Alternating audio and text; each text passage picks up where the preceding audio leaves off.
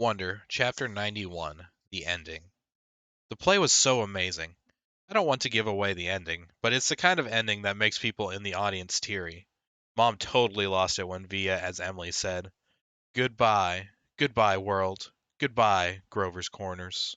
Mama and Papa, goodbye to clocks ticking and Mama's sunflowers, and food and coffee, and new iron dresses and hot baths, and sleeping and waking up. Oh, Earth, you're too wonderful for anybody to realize you." Via was actually crying while she was saying this, like real tears. I could see them rolling down her cheeks. It was totally awesome.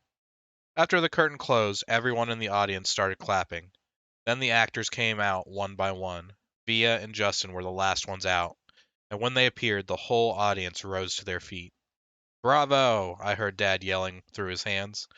"Why is everyone getting up?" I said. "It's a standing ovation," said Mom, getting up. So I got up and clapped and clapped. I clapped until my hands hurt. For a second, I imagined how cool it would be to be Via and Justin right then, having all these people standing up and cheering for them. I think there should be a rule that everyone in the world should get a standing ovation at least once in their lives. Finally, after I didn't know how many minutes, the line of actors on stage stepped back and the curtain closed in front of them. The clapping stopped and the lights went up and the audience started getting up to leave. Me and Mom and Dad made our way to the backstage. Crowds of people were congratulating the performers surrounding them, patting them on the back. We saw V and Justin at the center of the crowd smiling at everyone, laughing and talking. "Via!" shouted Dad, waving as he made his way through the crowd. When he got close enough, he hugged her and lifted her off the floor a little. "You are amazing, sweetheart."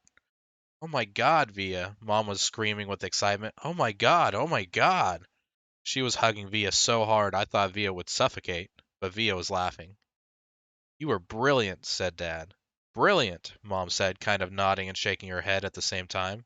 "And you, Justin," said Dad, shaking Justin's hand and giving him a hug at the same time. "You were fantastic." "Fantastic," Mom repeated. She was honestly so emotional she could barely talk. "What a shock to see you up there, Via," said Dad. "Mom didn't even recognize you at first," I said. I didn't recognize you," said Mom, her hand over her mouth. "Miranda got sick right before the show started," said Via, all out of breath. "There wasn't even time to make an announcement.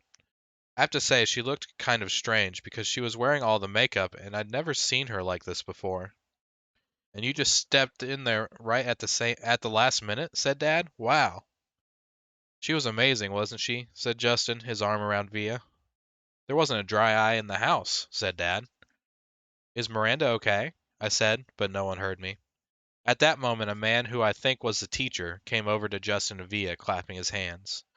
"Bravo, bravo, Olivia and Justin."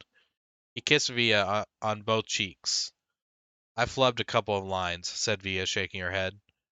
"But you got through it," said the man, smiling ear to ear. "Mr. Davenport, these are my parents," said Via. "You must be so proud of your girl," he said, shaking their hands with both his hands. "We are." "And this is my little brother August," said Via. He looked like he was about to say something, but suddenly froze when he looked at me. "Mr. D," said Justin, pulling him by the arm, "come meet my mom."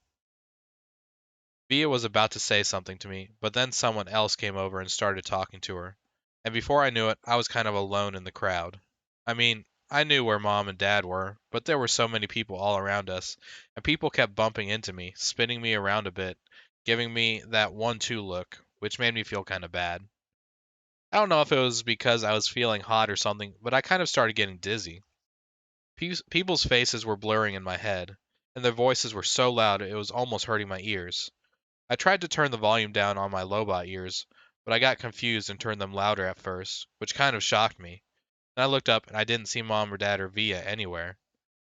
"Via?" I yelled out. I started pushing through the crowd to find Mom. "Mommy?"